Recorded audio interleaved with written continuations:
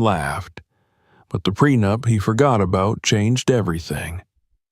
Subscribe for more stories like this and comment below, where are you watching from? Samira Miller had long since learned the art of disappearing in plain sight.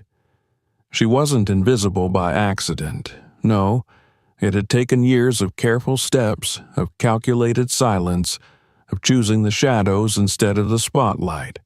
She was a woman of immense intelligence and quiet force, but the world only ever saw her as Jason Miller's wife, and that title became both her mask and her prison. She allowed it, she nurtured it, she endured it, and for a time she even believed it was enough. Born and raised in Atlanta, Samira had always stood out, not for her skin, though in certain boardrooms that had been its own challenge, but for her mind. She held 2 degrees from MIT, one in civil engineering and the other in legal studies, both earned before her 30th birthday. She had been one of the most sought-after legal consultants in the startup space, known for her uncanny ability to translate brilliant but chaotic technical visions into clean, enforceable contracts that protected both ideas and people. It was at a business conference in San Jose, a crowded, buzzing affair filled with overconfident tech bros and exhausted venture capitalists, that she first met Jason Miller. He had been standing awkwardly near the edge of a networking cocktail hour, holding a wrinkled manila folder full of architectural sketches and nervously pitching them to anyone who would listen. His suit didn't fit quite right, and he didn't have a team or a product, just vision and charisma, and enough charm to keep the conversation going. She'd overheard his elevator pitch from a few feet away and was intrigued not by the idea, most of them were the same, but by the passion in his voice when he spoke about space, structure, and design that breathes with the people who live inside it. They started talking over coffee in the hotel lounge that same night. Jason had energy, no doubt. He was ambitious, desperate to build something real, but he was a mess, legally, structurally, financially. What Samira saw in him wasn't a partner, not yet. What she saw was a puzzle to solve. She offered to look over his documents. That was how it began. Over the next few months, she helped him build a legitimate corporate foundation from the ground up. She structured his business entity, secured IP protections, and drafted his first client contracts. When he needed a simple web-based interface to show how his modular housing concept could adapt to climate fluctuations, she coded the prototype herself. Her legal background allowed her to navigate zoning loopholes in early projects. Her engineering degree helped him win his first city bid by designing a load distribution algorithm that no one else could match. She was not his employee. She was not a silent partner. She was the co-architect of everything.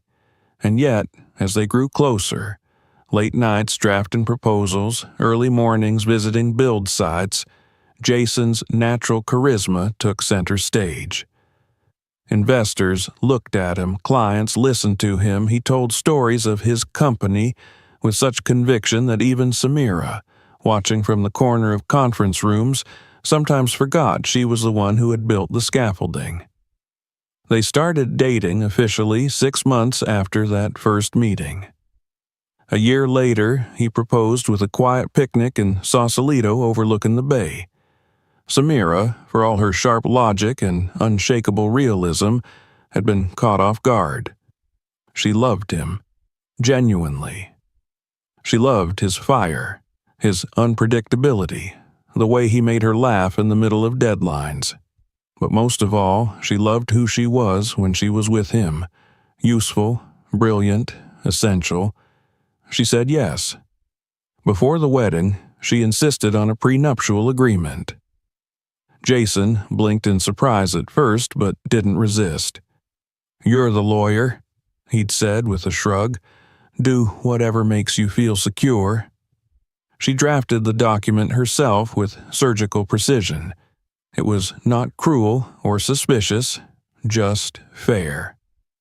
The key clause buried in the 8th paragraph of the second section stated that in the event of infidelity or moral breach, language chosen carefully, the injured party would receive 50% of all marital assets, including any business entities founded during the marriage.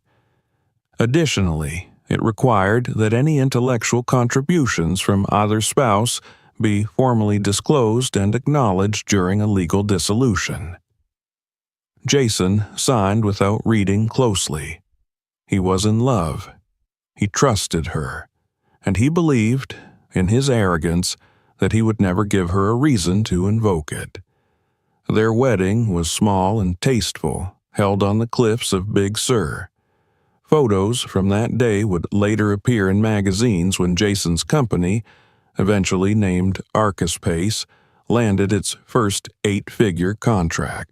But in those photos, Samira was barely visible, always at the edge of the frame, smiling with quiet pride. The first few years of marriage were a blur of long hours, growing pains, and minor triumphs. Jason's name started circulating in architectural forums. A revolutionary new project management system that allowed clients to visualize airflow and sunlight in real time became Arcuspace's signature, built on the platform Samira had mocked up in a weekend. She refused to patent it in her name. "We're a team," she'd said when he asked. "It's all one house." But slowly, imperceptibly, things began to shift. Jason started traveling more, often without her. Meetings were suddenly too high stakes, or not your scene. Samira transitioned into a full-time advisor, then into an informal role entirely. At first, she didn't mind. She believed in their work, in him. But after the 5th press article failed to mention her at all, after the company's Wikipedia page labeled her only as Jason's spouse, something began to wither. She brought it up once. He laughed. "You want credit now?" he said, brushing her off with a kiss on the cheek. "Don't worry, babe. Everyone who matters knows how important you are." But the calls stopped coming.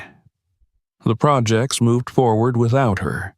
He'd send her photos from hotel balconies in Dubai, Paris, Sao Paulo, always alone, always smiling. She told herself it was fine, that she didn't need the spotlight, that behind every great man stood a greater woman. But she couldn't ignore the gnawing sensation that she had become an afterthought in the empire she had helped construct. Years passed. The house in Pacific Heights was beautiful but cold. Their dinner conversations shrank to logistics. Jason was rarely home for long. She spent her days managing the household staff, responding to distant family with vague pleasantries, and tinkering with old designs she would never build. Then came the laughter. Not hers, Jason's. It was a Tuesday evening, the fog rolling in over the bay, when he walked in late, still in a pressed shirt from whatever panel he had spoken on. She had waited with dinner, not out of habit, but because she had questions. Instead, he placed his briefcase on the table, loosened his collar, and said it with a smirk. "I'm filing for divorce." He didn't say it with cruelty or even anger. He said it like he was telling her the weather. "Talk to my lawyer. He'll walk you through the numbers." Samira stared at him for a moment, her heart thudding in her chest, not from heartbreak, but from the deafening silence that followed. Jason continued, completely unaware of the gravity of what he had said. He poured himself a drink, humming under his breath as if he had just crossed something mundane off his to-do list. She didn't respond. She didn't cry. She didn't scream. She simply stood up, walked to the cabinet near the study, opened a locked drawer, and pulled out a folder she hadn't touched in nearly a decade. Inside was the original prenup, signed by both of them, notarized and sealed. She unfolded it carefully, smoothing the creases with her fingers, and read the words she had written herself so many years ago. Her lips didn't move. Her expression didn't change. But her heart slowed, and something inside her realigned. Jason had no idea what he had just started. And Samira, for the first time in a very long time, felt entirely, brilliantly awake. The silence in the Miller house after Jason's announcement stretched like a taut wire, humming with a frequency only Samira could hear. For days, he acted as if nothing unusual had occurred. He came and went at irregular hours, still smiling into his phone on video calls, still posing for quick photos in the driveway when reporters caught him leaving for work. It was as if he had fired a bullet into their marriage and walked away without looking back, assuming the silence meant he hadn't missed. Samira, however, was not wounded. Not yet. She was calculating, observing, breathing differently. Something inside her had shifted the moment she had read the 8th clause in the prenuptial agreement, and now every gesture of his only reinforced her purpose. Jason's schedule had become more erratic in recent months, long before the divorce announcement. It wasn't the hours that concerned her. His profession often demanded late nights and spontaneous flights, but rather the patterns that emerged behind them. Where once he'd excitedly narrate his travel plans to her, now he mumbled them between bites or typed them into his phone while ignoring her questions. Where once he brought home ideas, now he brought only the scent of unfamiliar cologne and silence. Samira had noticed the change slowly, almost imperceptibly. It began with the suits. Jason had always dressed well, but his new wardrobe looked curated, sharper, bolder, far more expensive. He claimed it was for branding. Clients expect a look, he'd said once while adjusting his cufflinks in front of the mirror. And I'm the face of innovation now. Then came the new fragrance, a musky scent that lingered in his scarves and on the car seats. Samira had asked about it once, playfully. Trying something new? He chuckled without looking up from his phone. A gift from a supplier in Milan. Then there were the business trips, New York, Dubai, Toronto, then back to San Francisco for a single night before heading off to Boston. At first, she didn't question it. Arcaspace had gone global, and expansion demanded presence, but as the weeks passed, the nature of these trips grew more ambiguous. The itinerary lacked specifics. His explanations became vague, and each time he returned he seemed a little more distracted, a little less tethered to the world they had once shared.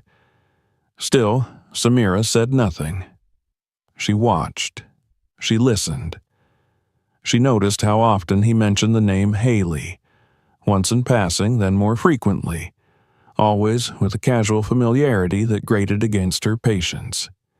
Haley was young, blonde, and energetic, the new communications lead for Arcaspace.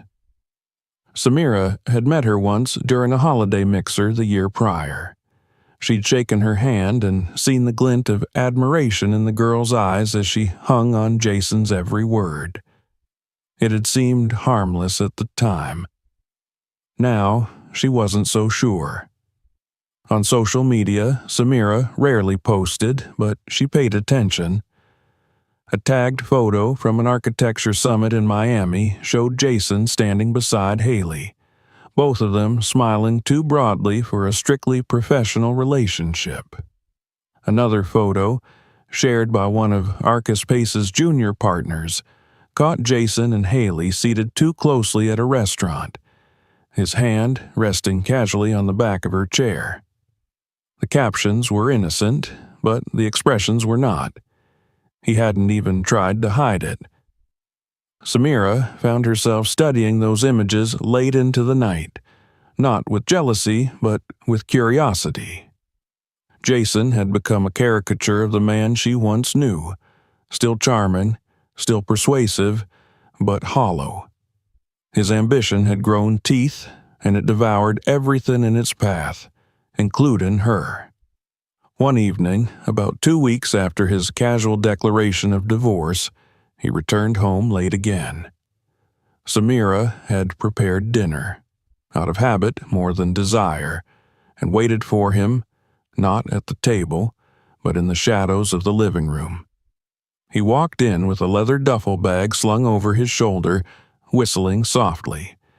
When he spotted her in the dim light, he blinked, surprised but not bothered. "You're up," he said, slipping off his coat and hanging it by the door. "I figured you'd be asleep." Samira stood slowly.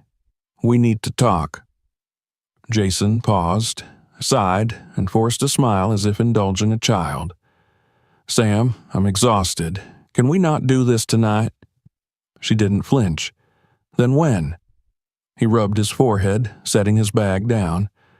"We've already discussed this. You'll get everything you're entitled to. My lawyer—" "I'm not interested in what your lawyer thinks," she interrupted quietly. "I want to hear it from you." Jason stared at her, eyes narrowing slightly. "What is this, Samira? Some dramatic scene? You always knew this wouldn't last forever." That sentence, so casually delivered, so cutting, landed harder than she'd expected. She let it sink in, not because she needed the pain, but because she wanted to remember it. "Why?" she asked, her voice steady. He shrugged. "Because we're not the same people we were. I've grown. You've stagnated. You don't come to events. You're not involved with the company. You don't even understand the pressure I'm under. And frankly, the fire's gone. We've become roommates." Samira nodded slowly, as if processing a business proposal. "And Haley?" He froze for a fraction of a second, then chuckled. "I knew you'd go there. So you're not denying it." Jason poured himself a glass of whiskey and walked past her to the window, looking out over the city skyline. "Look, it's not serious. I'm not running off with her. I need someone who makes me feel alive again." She watched his reflection in the glass, how easily he could say such things, how effortlessly he had erased their history. "You're not as attractive as you used to be, Samira," he added bluntly, swirling the drink in his hand. "And you've become controlling, always analyzing everything like it's a case file. Life isn't a courtroom." Her breath caught in her throat, but she didn't let it show. Not now, not yet. "So, this is your justification?" she said quietly. He turned, eyes gleaming with confidence. "This is me being honest. I deserve to be happy. And so do you. So let's be adults. Divide what needs to be divided and move on." Samira stepped closer. 50%. Jason frowned. "What?" "You said divide. That means 50% of the company, the assets, the properties, and the patents. You signed that." He scoffed. "You're being ridiculous." "No," she said, her tone sharpening. "You're being forgetful, or arrogant, or both. But I haven't forgotten a single word of that contract." Jason's face twisted, uncertain whether to laugh or rage. "I've already hired a top firm, Samira. You don't stand a chance." For the first time in weeks, she smiled. It wasn't wide or mocking. It was quiet, controlled, measured. "We'll see." She left him standing there, still holding his drink, staring after her like she had spoken in another language. Upstairs, in the study she had once used to draft the very contract he had now forgotten, Samira sat down at her desk and opened her laptop. The files were still there. The original code from the simulation platform, her notes on structural fluidity, drafts of internal models she had contributed to but never claimed. Her name wasn't on the company website, but her fingerprints were everywhere. Jason believed the silence meant surrender, but for Samira, silence was strategy, and the storm was only beginning. The night after their last confrontation passed without sleep. Samira lay awake in the darkness of their cold, expansive bedroom, her eyes fixed on the ceiling, her mind sharp and electric. The words Jason had spoken still echoed faintly in the recesses of her thoughts, careless, condescending, dismissive. But they no longer hurt. They no longer pierced like they once did. Instead, they functioned as something else entirely now. Evidence. Fuel. His arrogance had become a tool in her hands. At first light, she rose without disturbing the sheets beside her. Jason hadn't come to bed. She found him asleep on the living room sofa, one arm dangling off the edge, the untouched glass of whiskey on the table beside him. He looked peaceful there, as if the chaos he had initiated the night before no longer existed. Samira observed him for a moment, not with affection, not even with anger, but with a strange detachment. She felt nothing. Not for the man who had once been her partner, her ambition's companion, her closest confidant. The person lying there was a stranger who had worn her husband's skin. Back in her study, she moved with purpose. She retrieved the folder from the lower drawer of the filing cabinet, thick with contracts, timestamps, and backup drives, and laid it on the desk with care. Every document inside had been stored and protected for years, almost instinctively. She had not expected to use them, but part of her had always known that one day she might need them.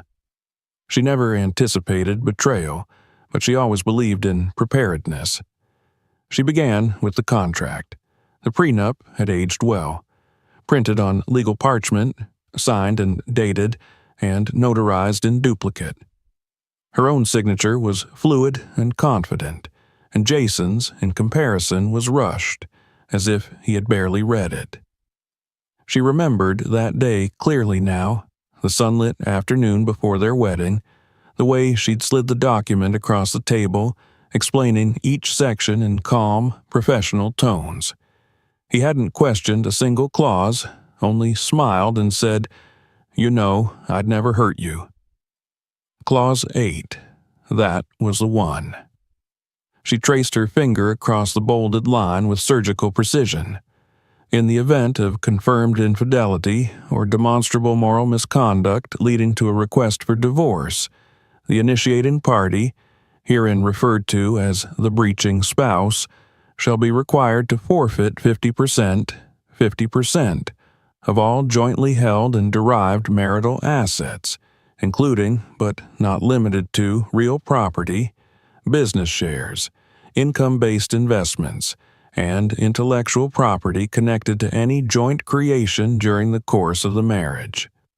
Jason had called her obsessive for wanting legal clarity in their personal lives, but she had spent too many years watching women, brilliant, patient women, be discarded by the men they had built empires with, left with nothing but fading gratitude and old photographs. She had never intended to become one of them. Now she wouldn't be. She opened her laptop. The screen blinked to life, welcoming her with the quiet familiarity of a world she had once ruled. Folder after folder lined the screen, each meticulously labeled initial drafts, contract models, structural algorithms, UX sim prototypes. Each file represented hours of her labor, her thoughts, her design work, contributions that had lived behind Jason's name on every presentation. She opened one, a simulation file for Archispace's adaptive airflow model. It had been the flagship breakthrough in their early years, the one that secured their first municipal contract in Santa Clara. But, buried in the metadata, the author tag read S.A. Miller. The date preceded the formation of Archispace by 6 months. Her hands moved with quiet speed. She copied the files to a secure drive, then backed them up to a cloud vault. She labeled each document carefully, preserving date stamps and revision histories. As she worked, the shape of her strategy began to take form. Not one built on emotion or revenge, but on facts, precision, and irrefutable proof. She knew Jason. She knew his rhythm, his weaknesses. He relied on charm to carry him through mistakes. He manipulated perception, shaped narratives, turned doubt into opportunity. But what he underestimated was documentation. Paper trails, authorship, and her ability to wield them like a scalpel. By mid-morning, she had compiled a 100-page dossier of her intellectual contributions to Archispace. Files, emails, design sketches, legal memos. She printed them on thick stock paper, sorted them into labeled binders, and tucked them into a leather briefcase she hadn't used since her last consulting role. She knew she couldn't walk into a courtroom unprepared, and she also knew she needed an outside voice, someone with standing and professional recognition to verify her technical authorship. There was only one person she trusted for that. Professor Alan Rosenthal had been her mentor during her dual degree program, a sharp-minded academic with a keen eye for ethics and engineering. She hadn't spoken to him in nearly a decade, but when she emailed him with the subject line, "Time-sensitive legal verification," he replied within 2 hours, "Come by my office, I'll make time." The visit was like stepping into a time capsule. The engineering wing of MIT smelled exactly as it had years ago: coffee, books, old carpet, and ozone from the labs. Professor Rosenthal looked older, yes, but his eyes still held the same fire. She explained everything, not the personal betrayal, but the professional erasure. She laid the documents before him one by one and watched him as he read. "These are yours," he said after the first few designs. "I remember your project proposals. You used the same model of fluid simulation during your thesis." He signed an affidavit of verification that very day. Back in San Francisco, Samira took the next step. She reached out to Maya Fulton, a rising attorney known for her aggressive litigation style and her devotion to representing women in high-profile tech divorces. Maya's office was sleek and modern, perched on the 23rd floor of a downtown tower. Her reputation preceded her. Within 5 minutes of reviewing Samira's documentation, she looked up and said, "This is airtight." "I want to proceed quietly," Samira told her. "For now." Maya nodded. "We can initiate a strategic freeze, but eventually this will go public." Samira had expected that. She wasn't afraid of public scrutiny. What she needed first was leverage, to catch Jason before he could shift assets, to force a negotiation on her terms. "I also want media protection," she added. "When it does go public, it needs to be framed properly." "I have contacts," Maya replied. "We'll control the narrative." That night, Samira couldn't sleep again, but for a different reason. This time it wasn't anxiety, it was momentum. The hum of the city outside her window felt aligned with her pulse. She stared at the ceiling not in despair, but in preparation. The machine she had helped build was now turning on its master, and she would be the one guiding its gears. By the end of the week, Maya had filed an official legal notice to Archispace requesting an audit of all intellectual contributions from founding members. It was couched in neutral language, standard protocol, nothing threatening.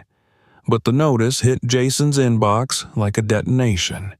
He responded with a short, clipped message. "What the hell is this?" Samira didn't answer. The following day, she received a call from an unfamiliar number. When she picked up, the voice on the other end was shaky and uncertain. "Samira, it's Miles, Jason's attorney." She said nothing. "I think we should talk." She smiled faintly, lowering her voice. "Then talk to my lawyer." She hung up. Jason had told her to speak to his lawyer. Now it was his turn. And she wasn't just talking. she was preparing to win. The letterhead on the official notice to Archispace was pristine, thick ivory paper embossed with gold, the legal stamp of Maya Fulton's firm subtly pressed into the corner like a signature of inevitability. It was not a threat, not formally. It was a preliminary inquiry, requesting documentation of all intellectual contributions made during the foundational years of the company. It cited clauses from internal corporate bylaws, the prenup agreement between Jason and Samira, and legal precedent from two similar cases in California that had both ended unfavorably for the founders who underestimated the authorship claims of their silent partners. Jason received it on a Wednesday morning. According to Maya's paralegal, his reply came within 30 minutes and contained only 4 words. "What the hell is this?" Samira received a copy of that reply from Maya, along with a one-line summary. "We have his full attention." She didn't smile, she didn't celebrate. This wasn't the finish line. It was only the spark. The real burn would happen behind doors he assumed were sealed. Later that day, Jason called from an unlisted number. Samira watched the screen vibrate twice, then stopped. No message, no voicemail. 10 minutes later, her inbox pinged with an email marked urgent. It was from Miles Denton, Jason's lead attorney, an overly slick corporate man known more for tax strategy than for crisis management. His message was terse and offensive, filled with thinly veiled threats about confidentiality and good faith, ending with an offer to meet informally to discuss Samira's claims. Maya advised immediate decline.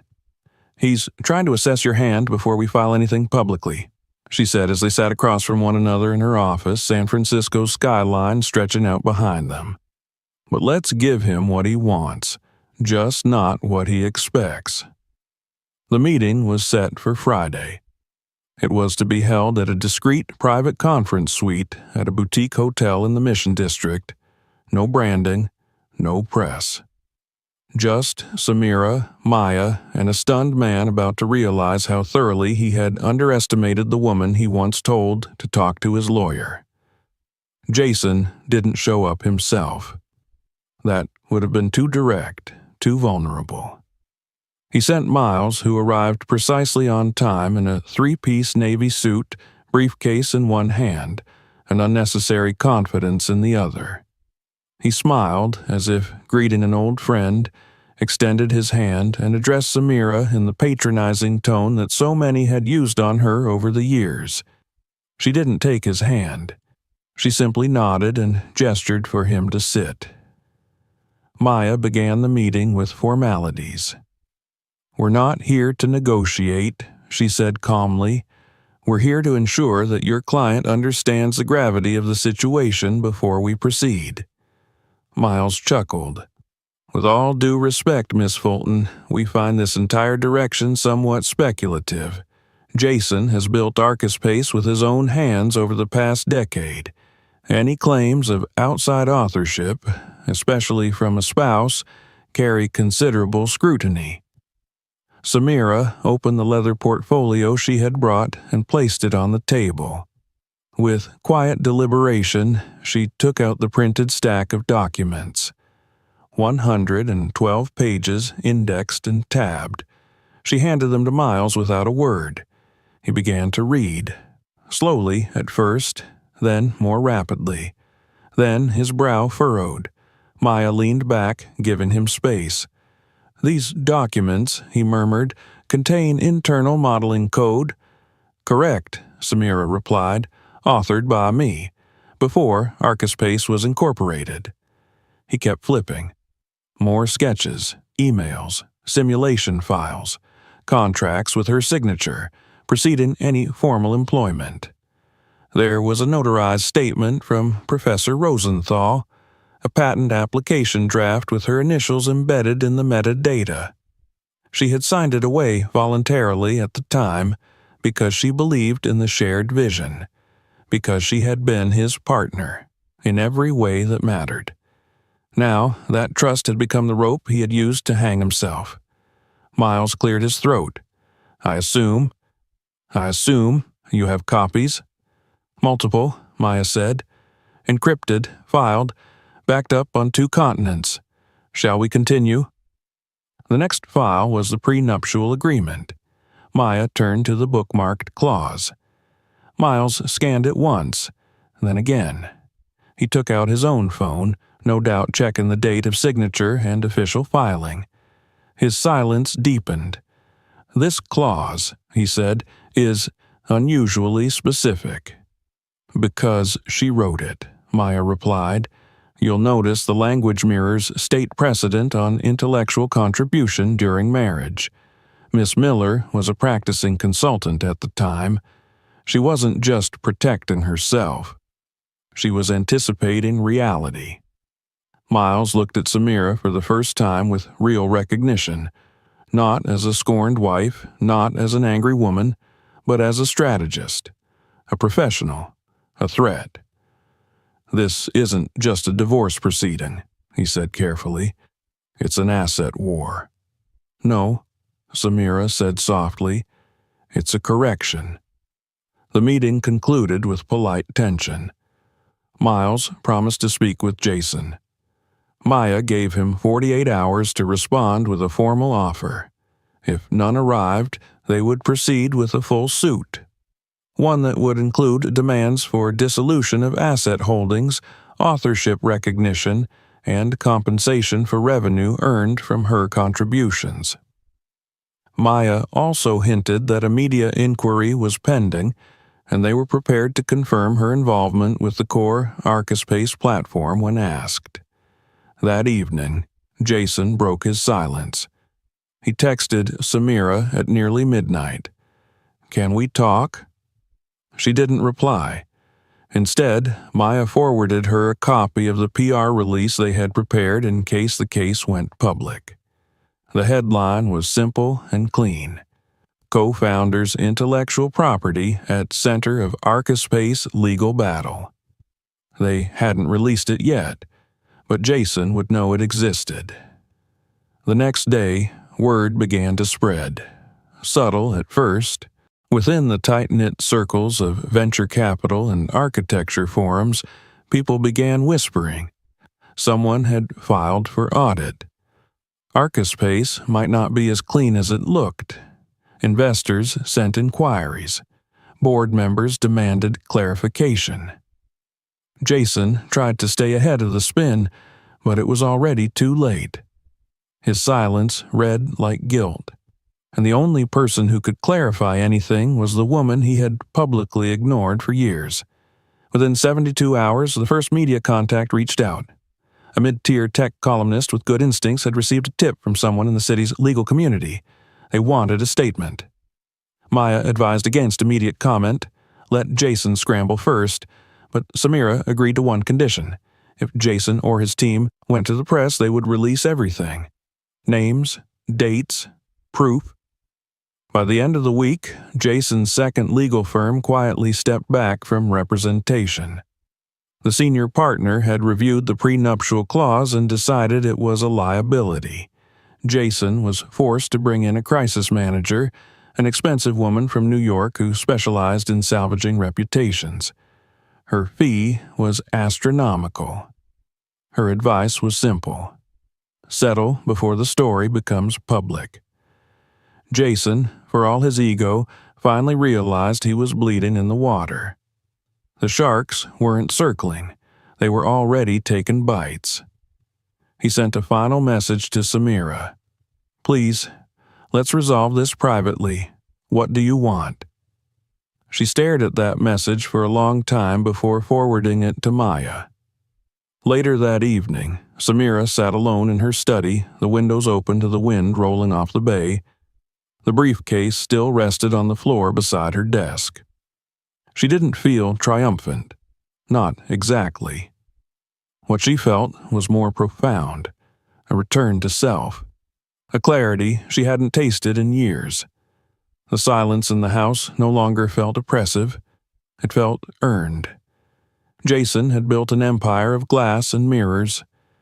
She had been the architect, and now she was reclaiming her signature. The courtroom was smaller than Samira expected. She had imagined, perhaps, something grander. Lofted ceilings, a dramatic oak bench, the kind of space where truth could echo with gravity. Instead, the family court chamber assigned to their case was modest, utilitarian, lined with dull carpeting and cheap wood paneling, like so many government buildings designed to contain human drama without acknowledging it. Still, it suited her purposes. The truth didn't need a stage. It needed only the weight of evidence and a voice that refused to tremble. It had been 3 weeks since Jason's final message. Since then, his tone had shifted from casual arrogance to tightly controlled desperation. He had tried every trick: off-the-record negotiations, veiled threats through proxy lawyers, private settlement offers designed to lure her into silence. He had underestimated not only the strength of her case, but the immovability of her resolve.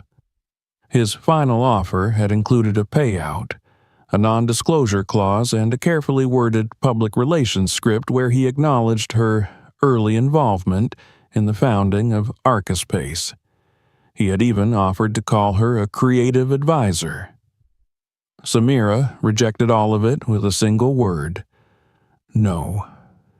Jason had signed that prenup with a smile, convinced it would never matter.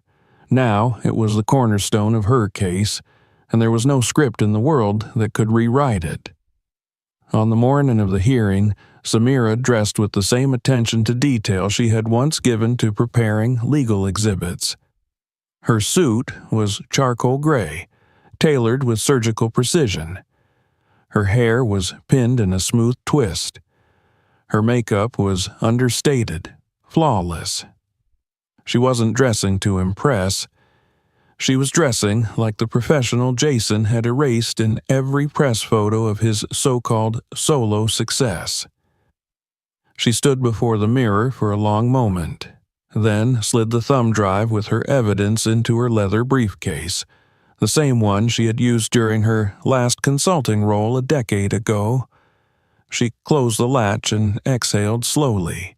Today, she would speak not as his wife, but as the woman who built the foundation beneath his empire.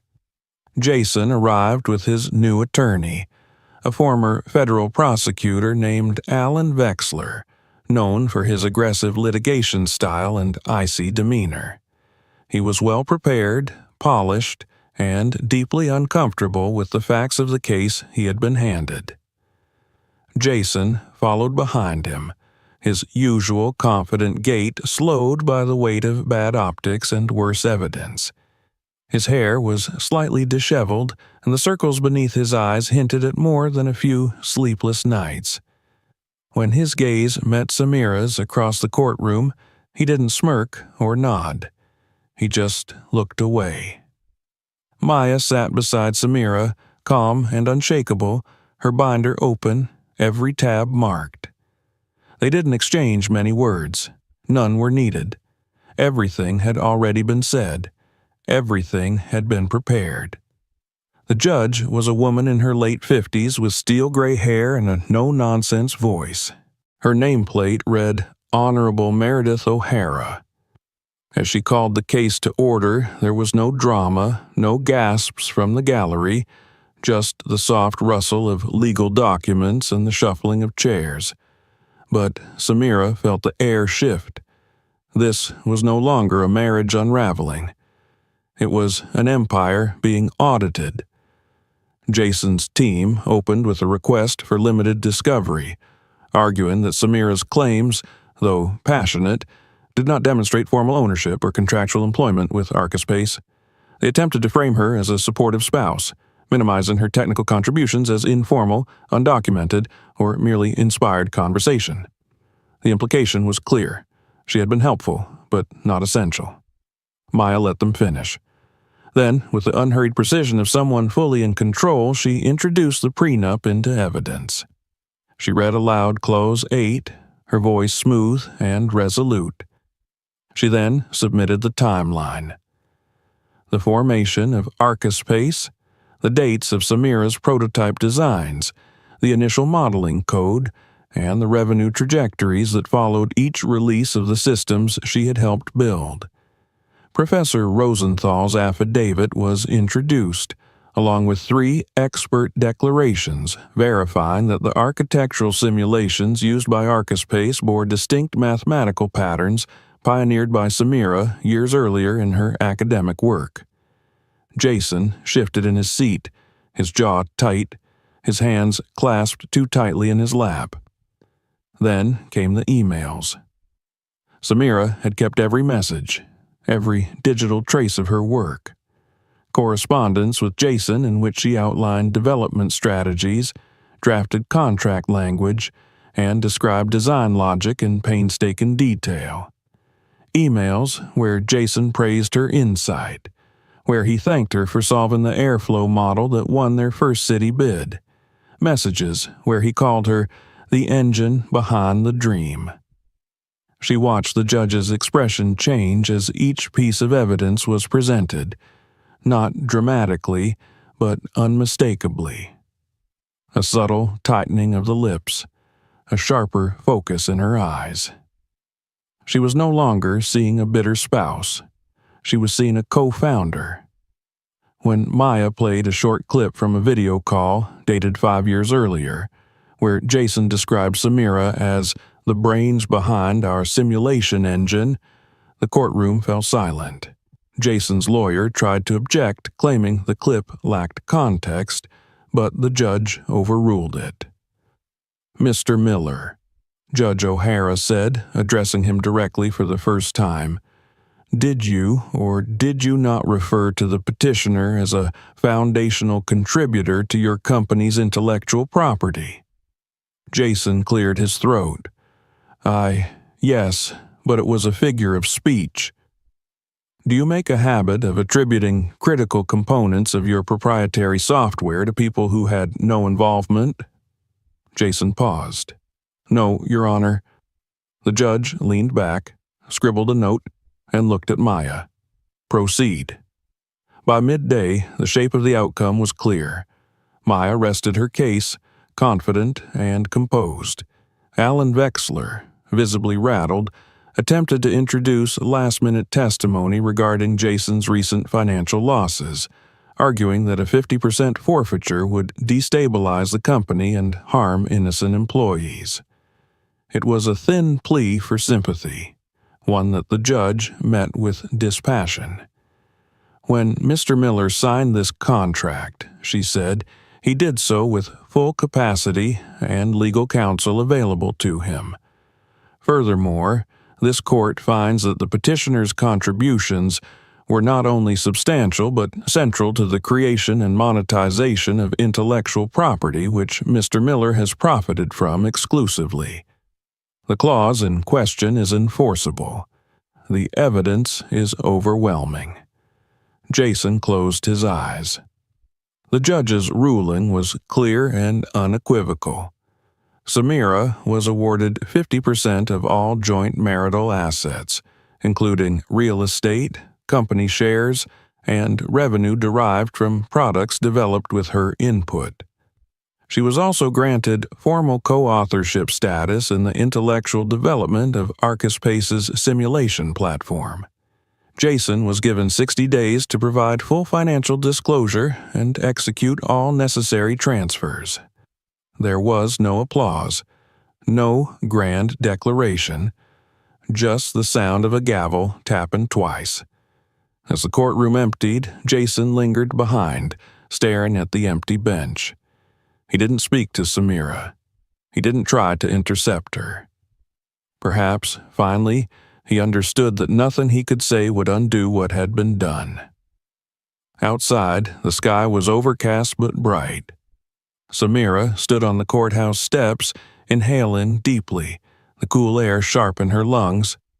Maya joined her a moment later, her phone buzzing with media inquiries. "It's done," Maya said. Samira shook her head slightly. "No, it's beginning." They walked together to the waiting car, the leather briefcase in her hand, now light as paper. There were stories already circulating online, headlines, speculation, but the truth didn't belong to the journalists. It belonged to her. And now the world would finally know it. The transfer of assets, though legally straightforward, unfolded over several weeks like the slow unspooling of a tightly bound thread. Contracts were rewritten, deeds updated, bank accounts partitioned, and intellectual property filings amended to include Samira's name in bold, unmistakable lettering. Each notification came with a digital ping, an email, a confirmation from Maya's office. And with each one, Samira felt a weight gradually lift, not all at once, but piece by piece, like someone taking their first real breaths after surfacing from deep water. She did not gloat. She did not announce her victory in champagne-soaked celebration. The media tried to provoke her, of course. Pundits requested interviews. Journalists from business magazines reached out with flattery-laced questions. She ignored most of them. When she did respond, it was with carefully measured statements. She didn't speak of revenge, or Jason's betrayal, or the personal cost of silence. She spoke of attribution, of clarity, of the long-overdue recognition of invisible labor that too many women performed, unpaid and unacknowledged, in every industry imaginable. Quietly, and with full legal ownership, Samira formed her own holding company. It wasn't flashy. There were no press releases or photo ops. She named it Kinetic Point, a nod to the mathematical center of distributed weight, and also to the moment of transition when stored energy becomes motion. She purchased a sleek 3-story office space in the Dogpatch neighborhood, repurposing an old converted factory into a light-drenched workspace with glass walls, exposed brick, and clean architectural lines. The kind of place she used to design for others, always as a background figure. This one would be hers. The first floor was dedicated to the foundation she launched, aimed at supporting women of color in STEM fields. She called it the Atelier Fund, reclaiming the word atelier, long reserved for old-world male craftspeople, and given it a new face. The foundation awarded microgrants, offered mentorship programs, and partnered with universities to support the research of young female engineers. She personally reviewed every application in the first cycle. She read the stories of brilliant girls from Oakland, Detroit, and rural Georgia, some with GPA scores too high to believe, others with invention portfolios sketched out in torn notebooks. And in every one of them, she saw a version of herself that might have been lost had she not remembered her own worth in time. The second floor was for her consulting practice, limited by choice to a small list of clients carefully selected for vision and values, not just capital. Tech founders with more creativity than ego, urban planners who wanted clean energy solutions, not headlines, civil engineers who still knew how to use a slide rule. She didn't need the work, but she craved the design, the thinking, the feeling of building again. Only this time she didn't give away the blueprints. The top floor was private. Her office, a reading room, and a rooftop terrace with vines of jasmine climbing the railing and views of the water on clear days. She furnished it herself. Nothing extravagant, just elegance rooted in function. A walnut desk with deep drawers, an ergonomic chair upholstered in moss green fabric, a hand-thrown ceramic lamp she'd found at a crafts fair. No gold plates, no art commissioned to impress. Everything in that space reflected her, not her marriage, not Jason, not the image she had once worked so hard to protect, just her mind, her taste, her space. The day she moved in, she stood barefoot on the terrace, coffee mug in hand, As the sun came up over the bay, the city was quiet still, humming just beneath its surface. For the first time in years, there was no one waiting for her. No schedule to fill for someone else. No invisible expectations binding her movements. Just the soft clinking of wind chimes and the scent of jasmine in bloom. Maya visited that afternoon. They sat together in the reading room, flipping through the final settlement paperwork that had arrived from the court. Everything had cleared. Everything was now irrevocably hers. Maya looked up, her expression both curious and satisfied. "You did it," she said simply. Samira nodded. "We did." "What now?" Samira didn't answer right away. Instead, she closed the folder and placed it on the table with finality. Then she stood, walked over to the wide window, and stared out at the cranes along the distant waterfront. The city was still growing. So was she. "I think," she said at last, "I'm going to build something of my own. Not just a business, a legacy, but quiet, without noise." Maya smiled. "You'll do it?" The news cycles moved on, as they always did. Jason gave one televised interview, tight-lipped and scripted, where he called the divorce a deeply personal matter and claimed to respect and acknowledge the contributions of all those who helped build Arcaspace. It was the closest thing to an apology the world would get. He resigned from the CEO position soon after, citing the need for new leadership during a transitional period. Shareholders issued carefully worded statements. The board appointed an interim executive, and the company continued, slightly bruised but intact. Jason tried to reach out once more, sending a handwritten note through his former assistant. It was folded inside a blank envelope, the ink rushed, as if written at a moment of reluctant emotion. He wrote that he hadn't realized what he was throwing away, that he hoped she was happy, and that someday, perhaps, they could talk. Samira read it once, then folded it back into the envelope, placed it in her desk drawer, and never opened it again. She didn't need his words. She had her own now. Months passed. Summer shifted into fall. The leaves along the Embarcadero turned amber and gold. Her foundation funded its first cohort of scholars. A high school girl from East LA won a science fair in her name.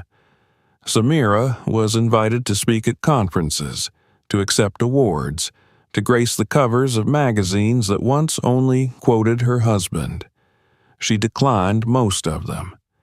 Instead, she spent her time in design meetings and mentor sessions and walking along the pier with nothing but her thoughts, and in the kind of solitude that came not from loneliness, but from self-possession. She visited her parents in Atlanta for Thanksgiving. She called her former professors just to say thank you. She started keeping a journal again, writing not about what had happened, but about what could still come. She never once looked back. In the final weeks of that year, on a cold December afternoon, she sat on the rooftop terrace of her building, wrapped in a wool coat, sketching a draft of a new environmental architecture model. The breeze rustled her notes, and for a moment she paused, listening to the distant echo of a ferry's horn over the bay. Her phone buzzed. A message from one of her scholarship recipients had come through. "I just wanted to say thank you. No one ever believed in my work before you.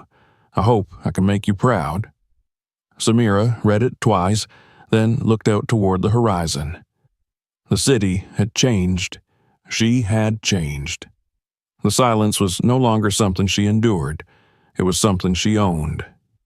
And in that stillness she began again, under her own name, by her own design.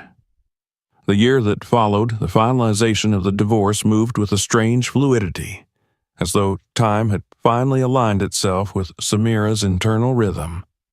No longer confined by the erratic beat of someone else's ambition, she began to measure her days by what she created, not by what she tolerated. There was no celebration, no revelry over Jason's downfall, only the quiet, steady momentum of a woman building something for herself. A life not defined by proximity to power, but by the ownership of it. Jason's name faded slowly from the circles where it once echoed. He stepped down from the company citing personal health reasons, though no one close to the industry believed it. Investors who had once fawned over his charisma now spoke of him with cool detachment, labeling him a cautionary tale of what happened when image eclipsed substance. He had become, to many, an embarrassing headline they were eager to forget. His photo disappeared from the Arcaspace website. His interviews ceased, and slowly the myth of his genius gave way to a narrative that was truer and far less glamorous. Samira didn't follow his decline with interest. She didn't need to. Her attention was rooted in progress. In the spring, she oversaw the completion of her foundation's mentorship facility in Oakland, a sunlit space outfitted with whiteboards, solar panels, and rows of 3D printers for prototyping. The opening was attended by dozens of young women, engineers, coders, urban planners in the making, each of them wide-eyed and eager, some nervously clutching portfolios they thought no one would care to read. Samira walked among them not as a celebrity or benefactor, but as someone who knew what it felt like to be brilliant and invisible. She read every single proposal. She asked questions. She remembered their names. In private, she continued her consulting work with precision and integrity. She took on only the projects that aligned with her values: green architecture initiatives, low-income housing optimization, community-led planning models. It wasn't the kind of work that landed on the cover of glossy magazines, but it changed lives. She had no interest in building monuments to herself. She wanted to leave systems behind, frameworks others could adapt, access, and improve. Every so often, a journalist would try to resurrect the story, the woman behind the fall of Arcaspace. Samira Miller, the quiet force who reshaped Silicon architecture. They pitched TV specials, book deals, podcasts. She declined them all. Let Jason have the noise. She had reclaimed her peace, but even peace is occasionally interrupted. It was late October when she first heard that Jason was living alone in a rental townhouse on the outskirts of Berkeley. A mutual acquaintance, someone from their early startup days, mentioned it in passing during a panel reception. He had seen Jason at a local cafe, looking thinner, more subdued. There were rumors he'd tried to launch a new firm but couldn't secure funding. Others said he was teaching part-time, hiding from his own reputation. Samira thanked the acquaintance, offered a polite nod, and excused herself. That night, she didn't think of him with anger or satisfaction, only distance. Then, in early December, she saw him. She had just finished leading a closed strategy session for a transportation equity initiative and had stepped out into the chilled air to call a driver. As she waited under the awning of a municipal building, a man across the plaza caught her eye. He was seated alone on a bench, hunched slightly against the wind, a wool coat wrapped tight around his frame. He looked older than he had any right to. His eyes were dull, unfocused, fixed on a paper coffee cup between his hands. She recognized him immediately, but it took him a moment to register her. When he did, his posture shifted. He didn't stand. He didn't call her name. He simply watched. Samira debated walking over, but there was nothing to say.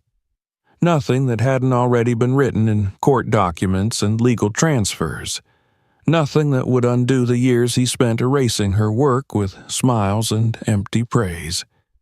She gave him a nod, polite, brief, impersonal, and turned away when her car arrived. As she pulled into traffic, She glanced once in the mirror.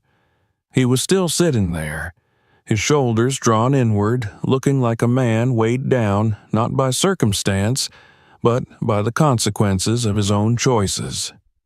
That was the last time she saw him. Winter settled in gently that year. On Christmas morning, Samira hosted her parents for brunch at her home. Her real home now, not a house that belonged to someone else's version of a marriage. They cooked together, laughed together, watched old movies. Her mother, once so worried during the early days of the separation, marveled now at the life her daughter had built. "I never knew," she whispered as they sipped tea that evening, "how strong you were, how much you gave up for him." Samira only smiled. "I didn't give it up. I just stored it for the right time." In January, she accepted an invitation to guest lecture at Stanford, delivering a talk titled Unseen Labor, Attribution and the Architecture of Power. She spoke not of her personal story, but of patterns, the systems that kept women's work undocumented, the loopholes in intellectual property law that allowed ideas to be stolen without recourse, the cultural instinct to praise the face over the force behind it. Students filled the auditorium. Some cried. All stood when she finished. One afternoon in early spring, while cleaning out old files in her office, Samira came across a photo album buried in a bottom drawer. It was one of the few relics she had kept from her marriage, not out of sentiment, but perhaps as a reminder. She flipped through the pages slowly. There were pictures of project sites, a few blurry selfies from their early startup days, images of architectural models they had once built together on a kitchen table stained with coffee and printer ink. She paused at one where Jason stood at a podium, beaming, holding a plaque engraved with his name. She remembered that day. She had written the acceptance speech he delivered. With quiet deliberation, she closed the album and slid it into a donation box. Some memories didn't need to be burned or mourned. They only needed to be released. By the time summer arrived, Samira's foundation had expanded to 2 new cities. Her consulting firm had doubled in staff, and her personal calendar included a week-long retreat in Kyoto. For the first time in over a decade, she allowed herself to plan time without purpose, to travel for wonder, not obligation. In the garden of a centuries-old temple, she sat on a wooden bench, watching koi move through still water, and wrote in her journal. She didn't write about Jason. She didn't write about arcospace or lawsuits or victory. She wrote about motion, about light, about what it meant to live in the full dimensions of her name. On her flight home, she glanced through the in-flight magazine where a profile on a rising female engineer in Ghana caught her attention. The woman credited a small grant she had received from a California foundation for allowing her to complete her degree.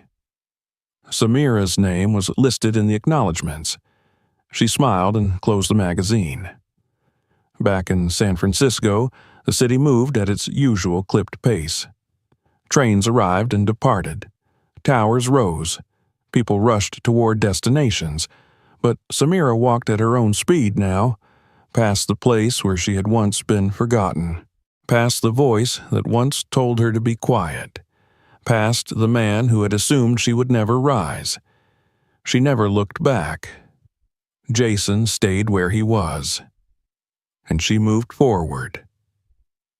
If this story moved you, don't forget to subscribe and turn on notifications so you never miss a new video. Watch more stories like this one right here, and share